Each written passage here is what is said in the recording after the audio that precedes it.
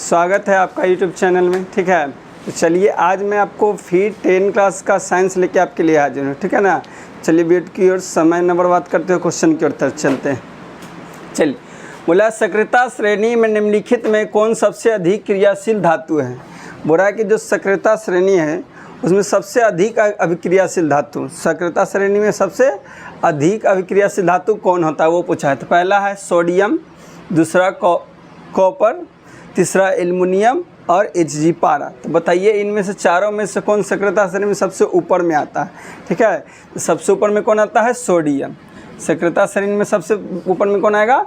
Sodium. यानी इन चारों में से सबसे अधिक अभिक्रियाशील धातु की बात की जाए तो सबसे अधिक अभिक्रियाशील धातु कौन है? सोडियम है। कोई दिक्कत? नेक्स्ट क्वेश्चन देखिए, शुद्ध सोना कितने कैरेट का होता है। बोला जो शुद्ध सोना होगा, शुद्ध सोना कितना कैरेट का होगा। ठीक है, शुद्ध मतलब प्योर सोना। ठीक है, तो प्योर सोना कितना कैरेट का होगा? तो ऑप्शन है आपका 20, 22, 24 या 26। तो बताना है कि जो शुद्ध सोना होता है कितना कैरेट का होता है? 24 कैरेट का। शुद्ध सोना कितना कैरेट का होता है? 24 कैरेट। ठीक है ना, जो शुद्ध सोना होगा कितना कैरेट का होगा? 24 कैरेट। तो आपको एग्जाम में बार बार पूछा जाता है कि जो शुद्ध सोना होता है कितना कैरेट का होता है? 24 कैरेट का होता है। नेक्स्ट, निम्नलिखित में से किस धातु को केरोसिन में डुबो कर रखते हैं। बोला कौन ऐसा धातु है जिसको कहाँ डुबा कर रखते हैं? केरोसिन के तेल में। ठीक है, कौन तेल में? केरोसिन के तेल में डुबा कर रखते हैं। काहे तेल में इसको डुबा कर रखते हैं? यदि इसको तेल से बाहर निकालिएगा ना, इसको तेल से बाहर निकालिएगा तो इसे ही आग पकड़ लेगा। वायु के संपर्क में आते ही क्या कर लेता है? आग पकड़ लेता है। इसलिए इसको क्या चीज़ में रखते हैं? केरोसिन तेल में। तो कौन ऐसा धातु है जिसको कहाँ रखते हैं? केरोसिन तेल में डाल के रखते हैं। तो बताना है सोडियम है, मैग्नीशियम, टंगस्टन या पारा। इन चारों में से बताना है कि कौन है जिसको क्या चीज़ रखते हैं? केरोसिन के तेल में डुबा कर रखते हैं। तो किसको रखते हैं? सोडियम को। किसको रखते हैं? सोडियम को मिट्टी के तेल में या केरोसिन तेल में डुबा कर रखता है। आपको 2 नंबर में पूछता है कि सोडियम को मिट्टी के तेल या केरोसिन तेल में डुबोकर क्यों रखा जाता है। ठीक है, 2 नंबर में आपको पूछेगा कि सोडियम को केरोसिन तेल या मिट्टी तेल एक ही होता है। ठीक है ना, उसको हम लोग डुबा कर क्यों रखते हैं उसमें, यानी कि सोडियम को मिट्टी के तेल के अंदर क्यों रखा जाता है। तो इसका जवाब है कि जैसे सोडियम मिट्टी के तेल से बाहर निकालिएगा ना, तो बाहर निकलने से वायु के संपर्क में आएगा, तुरंत क्या कर लेगा? आग पकड़ लेगा। ठीक है, आग पकड़ लेगा। इसीलिए इसको कहाँ डाल के रखते हैं? मिट्टी का तेल में। ठीक है, तो किसको रखते हैं मिट्टी के तेल में डुबोकर?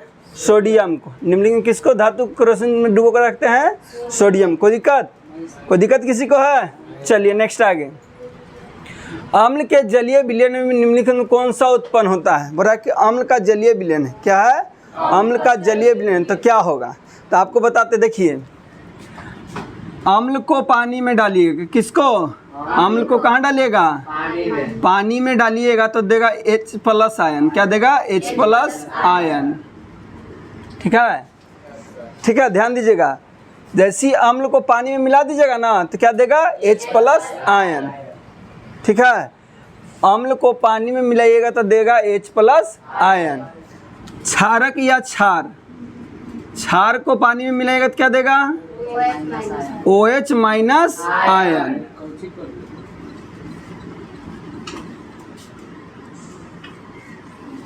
ध्यान दीजिएगा। ठीक है, अम्ल को पानी में मिलाइएगा तो H+ आयन देगा, यानी अम्ल का जलीय विलयन क्या देगा? H+ आयन देगा।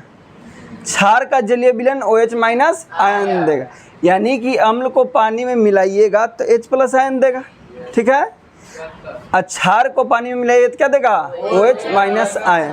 तो इसका डिफिनेशन परिभाषा भी वैसी होता है। बोलेगा अम्ल क्या है, तो अम्ल को जब पानी में मिलाते तो क्या देता है? H+ आयन देता है। और नीला लिट्मस पत्र को कैसा कर देता है? लाल कर देता है। उसको क्या कहिएगा? अम्ल कहिएगा। ठीक है, अम्ल को पानी में डालिएगा तो क्या देगा? H+ आयन देगा और नीला लिट्मस पत्र को लाल कर देगा, तो उसको अम्ल कहिएगा। ठीक है, अब क्षार पूछे कि क्षार क्या है, तो क्षार को जब पानी में मिलाइएगा, क्षार को कहाँ मिलाइएगा?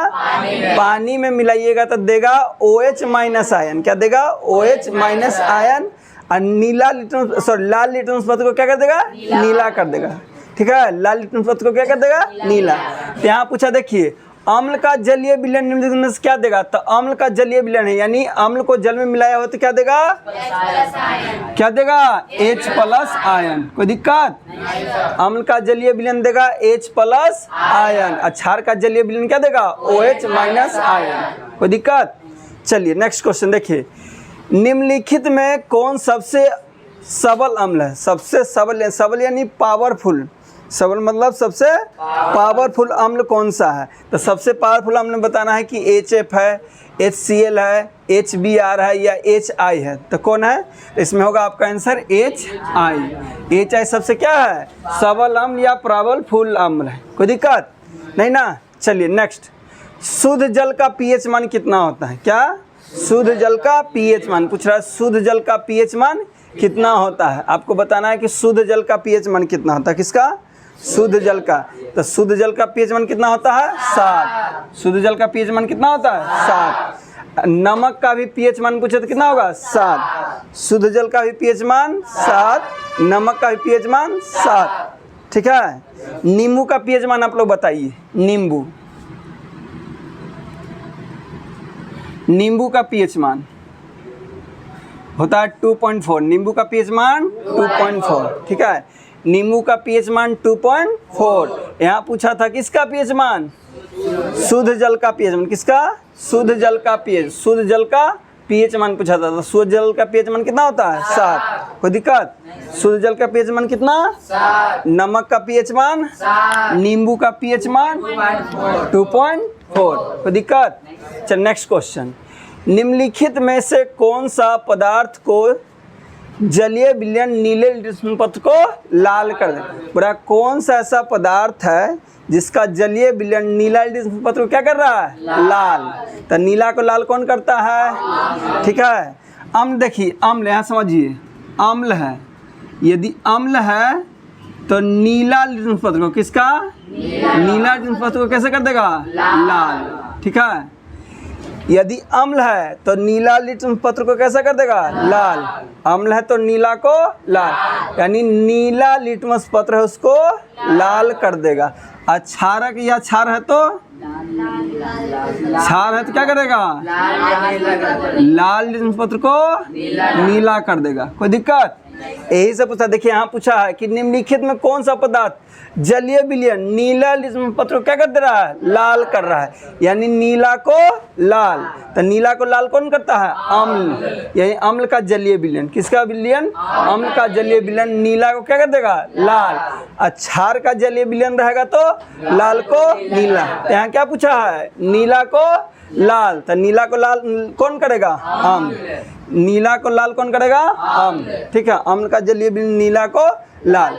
लिटमस पत्र का जो रंग होता है वो बैगनी होता है। याद रखिएगा, आपको एग्जाम में पूछता है कि लिटमस पत्र का रंग कैसा होता है, तो कैसा रहता है? बैगनी। न क्षार है न अम्ल है ना, तो उसका रंग कैसा होगा? बैगनी रंग का। तो ऑब्जेक्टिव में बार पूछा गया है कि लिटमस विलयन का रंग कैसा होता है। ठीक है, तो लिटमस पत्र का, लिटमस का कैसा रंग होता है? लिटमस का रंग कैसा होता है? बैगनी। ठीक है, याद रखिएगा, लिटमस विलयन का रंग कैसा होता है? बैगनी। और लिटमस विलयन ये अम्ल है तो नीला को लाल कर देगा, क्षार है तो लाल को नीला। कोई दिक्कत? नेक्स्ट देखिए, बोला धोबिया सोडा का रासायनिक सूत्र। धोबिया सोडा या धोने वाला सोडा क्या है? धोबिया सोडा या धोने वाला सोडा। धोबिया सोडा उसको बोलिए या धोने वाला सोडा। क्या बोलिए? धोबिया सोडा या धोने वाला, दोनों एक ही है। तो यहाँ पूछा धोबिया सोडा का रासायनिक सूत्र, यानी रासायनिक सूत्र यानी फार्मूला पूछ रहा है। क्या पूछ रहा है? फार्मूला। किसका? धोबिया सोडा का। किसका पूछ रहा है? धोबिया सोडा का। तो बताना है कि NaCO3 होगा, कि Na2CO3 × 10H2O होगा, या KNO3 होगा, या CH3COOH होगा। कौन इसमें धोबिया सोडा का सूत्र है? तो सूत्र है यह है Na2CO3 × 10H2O। बोलिए Na2CO3 इंटू 10H2O। किसका फॉर्मूला है? धोबिया सोडा या धोने वाला सोडा। धोबिया सोडा बोले या धोने वाला सोडा, उसका फॉर्मूला क्या होता है? Na2CO3 into 10H2। हिंदी में कहेंगे सोडियम, इसका नाम सोडियम कार्बोनेट डेकाहाइड्रेट। क्या नाम है? Sodium carbonate decahydrate. कोई दिक्कत? तो आपको पूछा था कि धोबिया सोडा का सूत्र क्या है, तो Na2CO3 इंटू 10। एकदम याद कर लीजिए, एग्जाम में 12 पूछा जाता है। ठीक है, आगे बढ़े। चलिए नेक्स्ट, निम्नांकित में से कौन अधातु है? क्या पूछा है? अधातु। बोला कि चारों में से कौन है जो अधातु है? धातु नहीं बल्कि अधातु। ठीक है, धातु ना हो क्या हो? अधातु।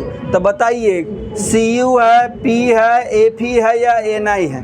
यानी कि कॉपर है, फास्फोरस है, लोहा है या निकेल। तो इनमें से बताना है चारों में से कौन है जो अधातु है। ठीक है, क्या हो? अधातु। चलिए देखिए, तो बोला था कौन अधातु है चारों में से। ठीक है, तो फास्फोरस क्या है? अधातु। फास्फोरस क्या है? अधातु। कॉपर हो, लोहा हो, निकेल हो, ये सब धातु है। कॉपर, लोहा, निकेल क्या है? धातु। लेकिन फास्फोरस क्या है? अधातु। अधातु का गुण क्या है? वो चमकेगा नहीं, उससे करंट पास होगा नहीं। ठीक है, उससे करंट भी पास नहीं होगा, चमकेगा भी नहीं, और उसको पिटिएगा ना तो चादर भी नहीं बनेगा, लमाड़िएगा तो तार भी नहीं बनेगा, उसको अधातु कहते हैं। ठीक है, अधातु में क्या है? चमकेगा। धातु क्या होगा? चमकेगा। उसको पीटिएगा ना तो पीट सकते, पतला कर सकते, पीट के चादर के रूप में बना सकते हैं। ठीक है, घींच घींच के उसको तार जैसा बना सकते हैं, उससे करंट पास करिएगा तो करंट पास हो जाएगा, उसको धातु कहेंगे। समझे कि नहीं? तो इस वीडियो में इतना ही रहने देते हैं। ठीक है ना, तो आज के लिए इतना ही। जय हिंद, जय भारत।